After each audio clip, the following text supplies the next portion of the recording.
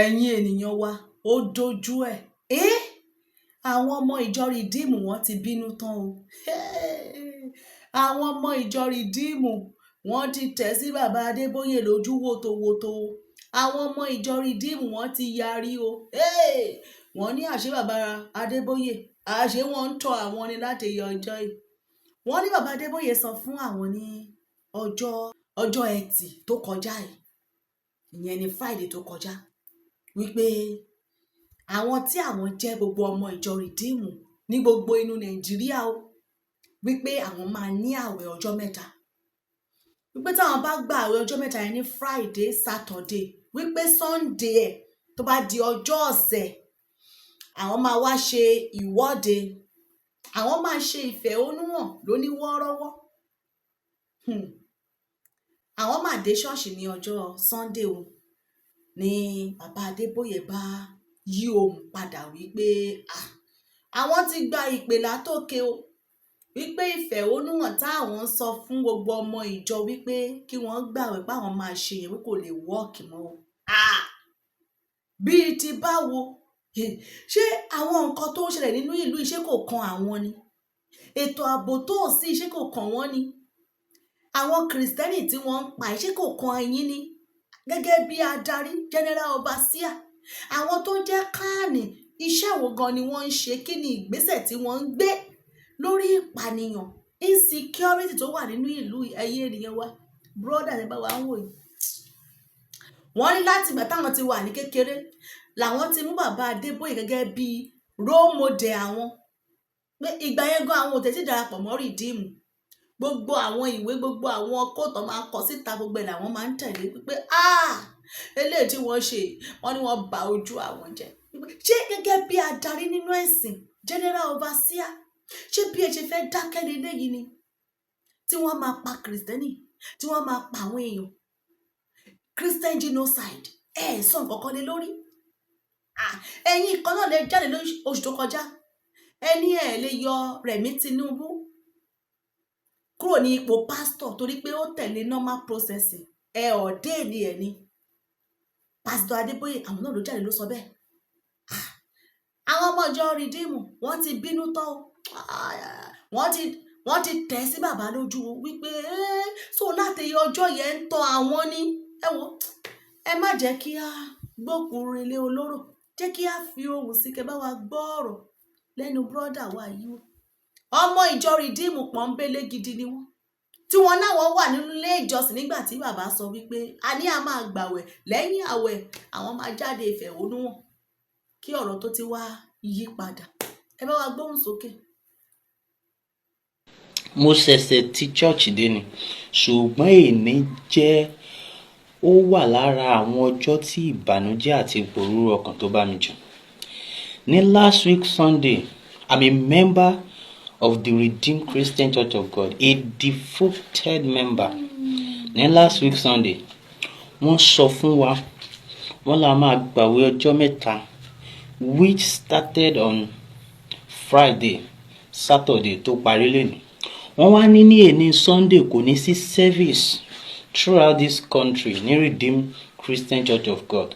wọ́n la máa jáde so wọ́n la máa ṣe peaceful work protest bọ́n ṣe pé nìyẹn pé every church member ní sọ anything a kàn máa gbé placards dání a máa oríṣiríṣi àwọn instructions ló máa wà lórí ẹ̀ so wọ́n ṣàfún wa ní àwọn kìíní yẹn èmi tiẹ̀ ti múra I have prepared on getting to the church today n tó bí mi nínú jù nìyẹn wọ́n wá ní wọ́n tún receive another message lánàá wípé gbogbo rìdíìmù kan má ṣe protest yẹn mọ́ Bàbá Adébóyè.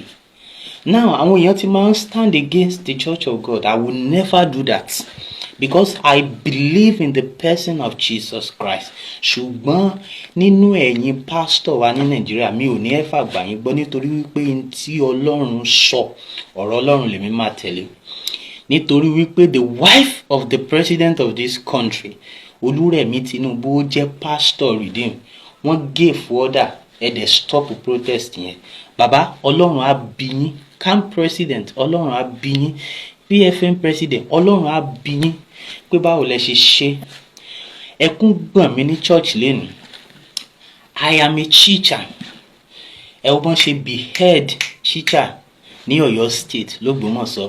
Ògbómọ̀ṣọ́ is very close to us here. We are no longer safe. We are doomed. The church is finished. The ministry is finished. Everything is finished. Ẹ ti fi ọ̀rọ̀ Ọlọ́run ẹ ti fi tú wa jẹ. Ẹ ń gbà lọ́wọ́ àwọn aláìní. Ikú ń pa àwọn aláìní yẹn ẹ lè jà fún wọn. Ṣebí ẹ wà influential. Kí ló dé tẹ̀ ló influence yín yẹn? Kẹ́ fi save àwọn poor masses. Now I've come to believe what they said about you ministers of God. Most of you are very corrupt. Bàbá, Ọlọ́run á bí yín. Ọlọ́run á bí gbogbo yín pátá. Gbogbo ẹ̀yin tẹ́ jẹ́ adarí ẹ̀sìn wa, wọ́n ń pa wá à ń kú. Ṣebí church ló yẹ kó jẹ́ safe place táwọn èèyàn máa sá lọ. But church yẹn ń sìn ó ti gbàbọ̀dé. Ẹ ti jẹ́ kó gbàbọ̀dé. Ẹ ti báṣẹ́ ìránṣẹ́ Ọlọ́run jẹ́, ẹ báṣẹ́ ìránṣẹ́ Kristi jẹ́. Gbogbo ẹ̀yin pásítọ̀ yẹn, mélòó nínú yín ló jáde sọ̀rọ̀? Bọ́n ṣe pààyàn l'Ógbómọ̀ṣọ́, nọ́ọ̀sì mọ́dà yẹn àti ọmọ tí ò tọ́dún kan yẹn sì wà nígbó. Ọlọ́run á bí yín. Àwọn wo lẹ̀ ń ṣèjọ lé lórí? Àwọn wo lẹ̀ ń ṣe ministry lé lórí? Ikú ń pa wọ́n, ẹ̀ẹ́dẹ̀ sọ̀rọ̀. Wọ́n ń pa wọ́n lójoojúmọ́, ẹ̀ lè jà fún wọn. Wọ́n ní kí Redeem ṣe protest, Bàbá. You stop that protest, Bàbá Adeboye. Láti ìgbà tí mo ti wà ní kékeré ni mo ti like yín. Mo máa ń ka, even kó tó di pé mo di Redeem, gbogbo àwọn devotional stuff tẹ́ máa ń ṣe yẹn mo máa ń kà. Ṣùgbọ́n tí ẹ ṣe lénìí, Bàbá, Ọlọ́run á bí yín. Tó yẹ kẹ́ jẹ́ kí gbogbo àgbáyé mọ nǹkan tó ń ṣẹlẹ̀. Ẹ wá náà fẹ́ Islamize Nàìjíríà pẹ̀ ní jẹ́ kán Islamize ọ̀nà ẹ̀dá. Ẹ cancel protest nítorí pé ẹ gba order láti Abuja. Gbogbo yín alátẹnujẹ oníjẹkújẹ ni gbogbo ẹ̀yin pásọ̀ wa. Ẹ ń bá àwa tá jẹ́ ọmọ ìjọ yín jẹ́. Ẹ ti fi ẹ̀sìn, ẹ ti fi bayé àwọn èèyàn jẹ́. Dáwó lẹ́ni dáwó lọ́la, poor masses, owó onírúurú aláta ẹ̀ ń gbà lọ́wọ́ àwọn aláìní. Ọlọ́run á bí yín. Gbogbo ẹ̀yin pásítọ̀ tẹ́ ní agbára tẹ́ fi jà fún àwọn ọmọ ìjọ yín, gbogbo yín Ọlọ́run á bí yín. Ìdájọ́ Ọlọ́run á bẹ̀rẹ̀ lórí yín. Bíbélì tẹ́ ń gbé, Bíbélì yẹn náà ti sọ, ó ní àsìkò ń bọ̀ tẹ́ pé ó ní orí pẹpẹ ni ìdájọ́ yẹn ti máa bẹ̀rẹ̀. Yes, because most of you are evil, you are very corrupt. Oníjẹkújẹ ni yín. Ẹ̀yin bàbá Oyèdépò, ẹ̀yin bàbá Kúmúyì, ẹ̀yin bàbá Adébóyè, ẹ̀ ń kó owó jọ, àwọn owó olówó tẹ́ gbà lọ́wọ́ àwọn ọmọ ìjọ yín. Ẹ̀ ń ra private jet, ẹ̀ ń ṣí airport, ẹ̀ ń kọ́ mega auditoriums. Àwọn dẹ̀ ń pa àwọn tẹ́ fẹ́ kó síbẹ̀, ẹ̀ dẹ̀ sọ̀rọ̀, ẹ̀ ní agbára, ẹ̀ ò kọjú ìjà sí àwọn ìjọba yẹn. Kẹ́ ẹ sọ fún wọn pé nítorí ṣe ò dáa. Yorùbá ni wá, Tinubu tiwa ni. Àsìkò gbà tí Tinubu wà ń bẹ̀ ní aburú bá ilẹ̀ Yorùbá jù. Ṣebí kò kàn yín lénìí, ó máa kẹ́yìn àtẹ́bí yín lọ́la. Nobody knows who is next. Tá bá fẹ́ jáde kúrò nílé, àdúrà wa ti change. Ó ti di pé Olúwa àmọ́ bóyá ń padà bọ̀, Olúwa pa wá mọ́, prayer point ti change. Ẹ̀ ń lọ sí abroad, ẹ̀ ń lọ sí Europe, ẹ̀ ń lọ sí American countries. Ṣé bó ṣe rí ń bẹ̀ nìyẹn? Ọlọ́run á bí yín. Àwa ni Ọlọ́run kó wa léyìn lọ́wọ́. Ẹ wá ń ṣayé wa bó ṣe wà. Kí ni yẹn dùn mí? Protest everybody, wọ́n wá ní PFN ti cancel ẹ̀. Ṣé PFN ló lóun fẹ́ ṣe protest tẹ́lẹ̀? Ṣé bí Redeem wọ́n wá cancel ẹ̀ nítorí kò tí ẹ̀ jọ mí lójú ní last month ní Bàbá Adébóyè ń defend Rẹ̀mí Tinubu páwọn ò lè yọ ní pastor nítorí pé ó pass through normal process tó yẹ kó pass through. Pastor ayé lọ́pọ̀lọpọ̀ yín, mi ìdáyín lẹ́jọ́ o. Jésù ò mọ most of you because ọ̀nà àti jẹ́ àìrí nǹkan jẹ ló gbé yín débi iṣẹ́ ìránṣẹ́.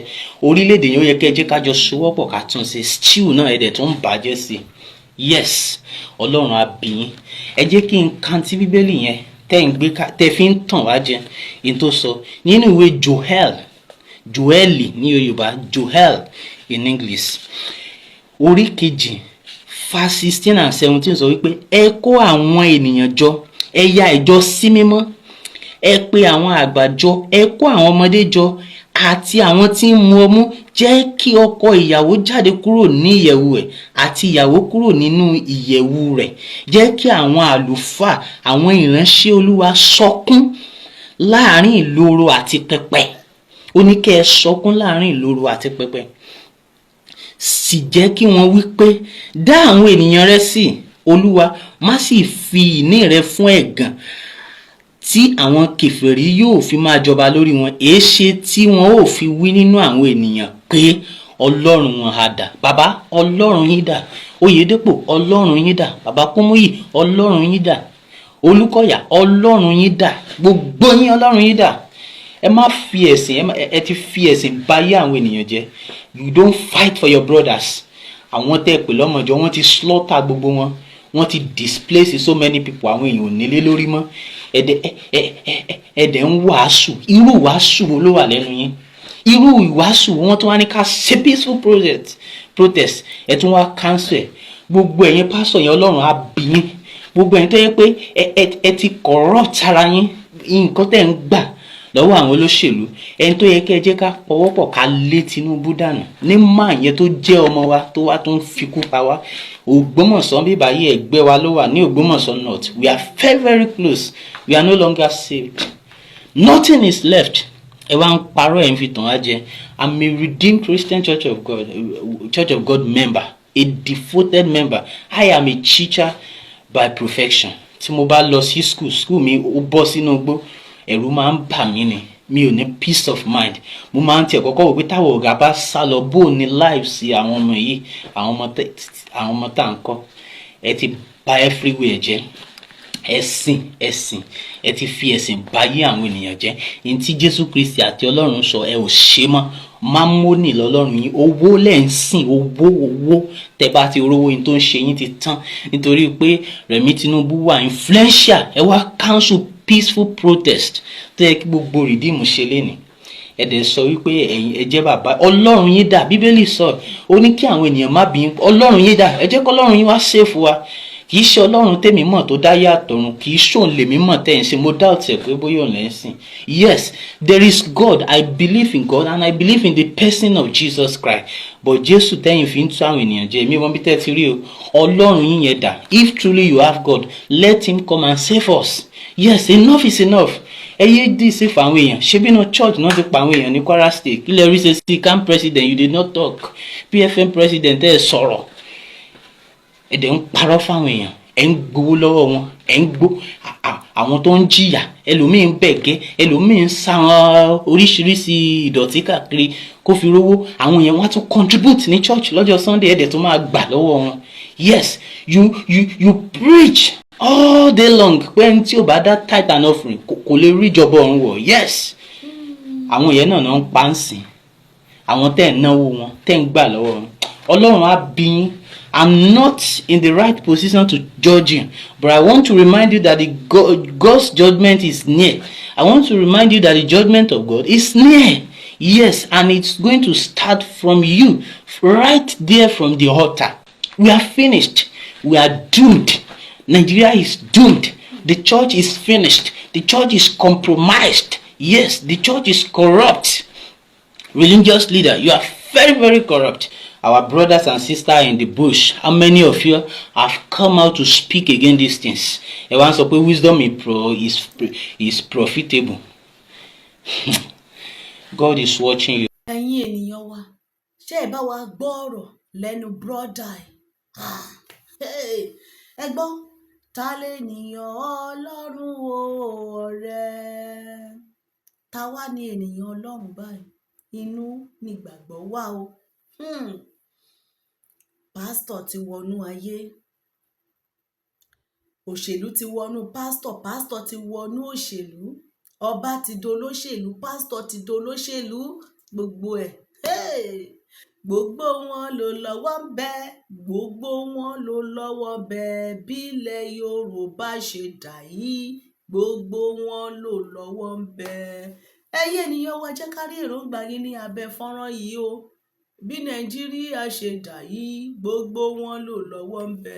Ẹ jẹ́ ká rí èròǹgbà yín. Kí ló tẹ́ bá wa rí sọ sí nǹkan tí brọ́dà yìí sọ? Bá wa pín lógúnlógún, ẹ pín lọ́gbọ̀lọ́gbọ̀. Lórí ìkànnì wa náà níbí ni Àṣàkẹ́ TV show. Elédùmarè á ṣàánú fún wa. A ní dààmú.